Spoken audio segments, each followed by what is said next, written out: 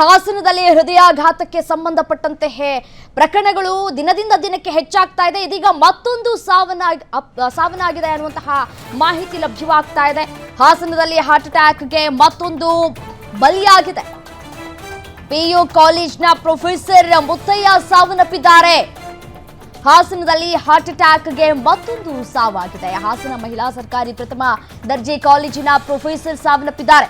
ಪಟ್ಟಣದ ಮಹಿಳಾ ಸರ್ಕಾರಿ ಪ್ರಥಮ ದರ್ಜೆ ಕಾಲೇಜಿನಲ್ಲಿ ಇಂಗ್ಲಿಷ್ ಪ್ರೊಫೆಸರ್ ಆಗಿ ಕರ್ತವ್ಯವನ್ನ ನಿರ್ವಹಿಸ್ತಾ ಇದ್ದಂತಹ ಮುತ್ತಯ್ಯ ಅವರು ಬೆಳಗ್ಗೆ 9 ಗಂಟೆ ಸುಮಾರಿಗೆ ಮಲ್ಲೇಶ್ ಅಣ್ಣ ಅವರ ಕಲ್ಯಾಣ ಮಂಟಪದಲ್ಲಿ ಪಕ್ಕದಲ್ಲಿ ಟೀ ಕುಡಿತಾ ಇರುವಂತಹ ಸಂದರ್ಭದಲ್ಲಿ ಕುಸಿದು ಬಿದ್ದಿದ್ದಾರೆ. ಸ್ಥಳದಲ್ಲಿದ್ದಂತಹ ಕೆಲವರು ತಕ್ಷಣ ಪಟ್ಟಣದ ಸರ್ಕಾರಿ ಆಸ್ಪತ್ರೆಗೆ ದಾಖಲು ಮಾಡಿದ್ದಾರೆ.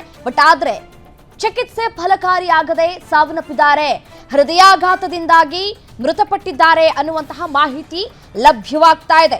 ಕಳೆದ 40 ದಿನಗಳಲ್ಲಿ 22 ಹೃದಯಾಘಾತದಿಂದಾಗಿ ಸಾವನ್ನಪ್ಪಿದ್ದಾರೆ ಅನ್ನುವಂತಹ ಮಾಹಿತಿ ಸದ್ಯಕ್ಕೆ ಲಭ್ಯವಾಗ್ತಾ ಇದೆ. ನೋಡಿ, ಕೂತ್ಕೊಂಡು ಟೀ ಕುಡಿತಾ ಇರ್ತಾರೆ ಅಥವಾ ಊಟ ಮಾಡ್ತಾ ಇರ್ತಾರೆ. ಅಂತ ಸಂದರ್ಭದಲ್ಲೇ ಹೃದಯಾಘಾತ ಆಗುವಂತಹ ಪ್ರಕರಣಗಳು ಹೆಚ್ಚಾಗ್ತಾ ಇದೆ ಹಾಸನದಲ್ಲಿ. ದೃಶ್ಯದಲ್ಲಿ ಗಮನಿಸ್ತಾ ಇದ್ದೀರಲ್ಲ, ಇವರೇ ಮುತ್ತಯ್ಯ ಅವರು ಇಂಗ್ಲಿಷ್ ಪ್ರೊಫೆಸರ್ ಆಗಿ ಕರ್ತವ್ಯವನ್ನ ನಿರ್ವಹಿಸ್ತಾ ಇದ್ರಂತೆ.